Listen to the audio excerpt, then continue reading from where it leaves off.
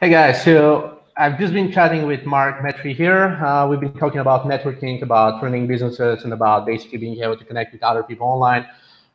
Both of us have been pretty active on LinkedIn, so I just want to invite him for a quick hangouts discussing quick networking or unconventional networking hacks that everyone can basically use thinking outside of the box when it comes to networking. So Mark, let's start with what do you do for a living and kind of how do you use networking in your day-to-day? Yeah, thanks for having me on, Mario. So what I do for a living is I run a business, which is a digital marketing growth agency in the virtual reality and augmented reality field. Mhm. And I also host a podcast called Humans 2.0. And I do a bunch of different things like consulting, work at a couple different organizations and nonprofits, and, really just using the internet to spread a message. Yeah, so pretty much networking is fairly important because you're doing a bunch of different things, interacting with plenty of people for all of your different endeavors. Like, how would you say, like, if you were completely detached from the universe, like, how would you say the lack of networking would have affected your business in the first place? I mean, it probably wouldn't exist, right? Yeah, no, right. And like, since you're again pretty active on LinkedIn, so why do you use LinkedIn yourself? What's the core purpose you're using LinkedIn? I think it just cut out there. I missed what you said. Yeah, so I said, what's the core purpose you're using LinkedIn? Yeah, so I got on LinkedIn. I always kind of had a LinkedIn just as like an online resume. I didn't even know there was a content feed. And then I just started interviewing people, and they told me they were using it for their business and spreading.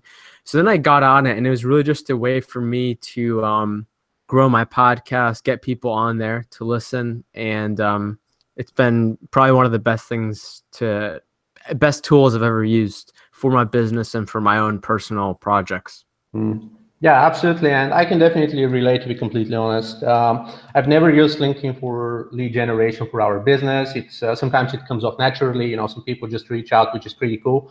Keep doing that. But like when we started to grow more rapidly and started to have some troubles finding the right people on time, having a decent network on LinkedIn and just being able to network via social network and just be able to kind of build relationships and kind of connect to people and be kind of a transparent leader was pretty crucial when it comes to actually building a healthy business.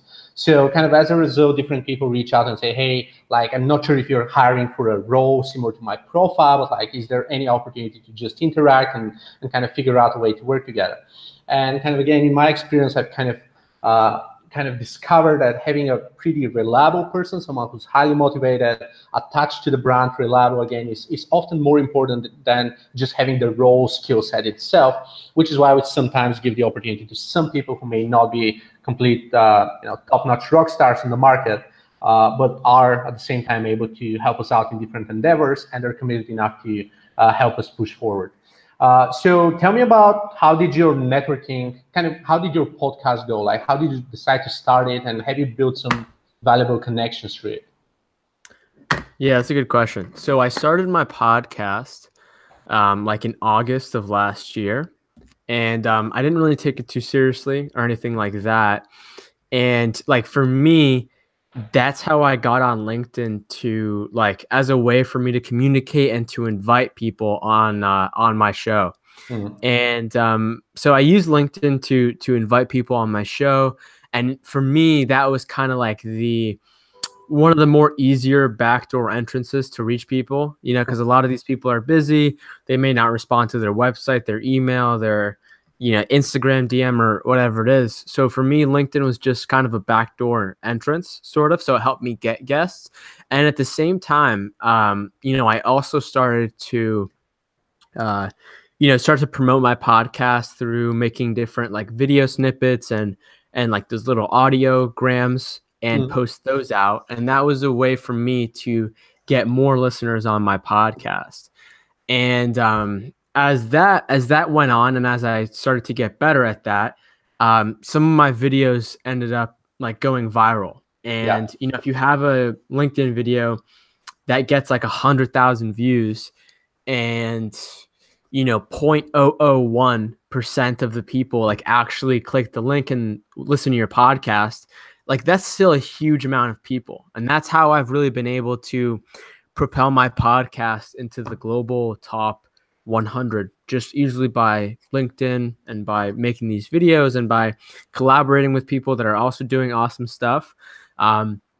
So I would say I've really built the backbone of my podcast just on LinkedIn and kind of using it in those different ways. Excellent, excellent. That's super exciting, man, and that's definitely one reason for people to keep an eye on LinkedIn and just keep building different types of content. And since you've mentioned video, like videos being something that I've been working on for a while, for a bit over a year now, I believe. And it's definitely a great way to connect with people who don't really have the time to read textual content, right? And some people definitely prefer to just scroll the feed in the evening or while being at the office or in the subway. So they don't necessarily have a way to keep watching and kind of listening to something in a focused manner for about 10 or 15 minutes. But at the same time, it's really good to be able to mix in different forms of content, just as you do with podcasts and videos and textual content, and just publishing comments on other people's feeds, which is basically how both of us met online, and through other active kind of video players in the LinkedIn space. So that's definitely a great way to put it. And kind of if we have to sum it up, since again we were also touching on the matter of video, like what is the kind of number one advice you would give to someone who's afraid to start with video on LinkedIn or just eager to start with video but they don't know how? Yeah. So like for me, I posted my first LinkedIn video of like myself, not of the podcast, like all the way when I got on it, just because of like this challenge, this initiative called Let's Get Honest, the first one. So I posted that in like September, and then I just like totally forgot about the platform. And then like what I did, because I would say I wasn't confident enough to like record a video of myself talking about something and post it on LinkedIn.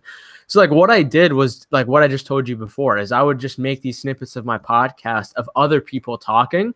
And then eventually what that did was that enabled me to start building some sort of a following, enabled me to get some kind of feedback. And then people started asking me like, hey, what do you think about this? Like, what's your story? What are your that? And then like eventually as that grew and grew, it gave me the confidence to be able to like actually record a video of myself and talk about an idea. So like, for the people that aren't there yet, I say just like start with something. So like just like start writing articles or start writing ideas in your head or take a picture and like write it down. Like just don't overthink it. Like there are no like set rules on LinkedIn.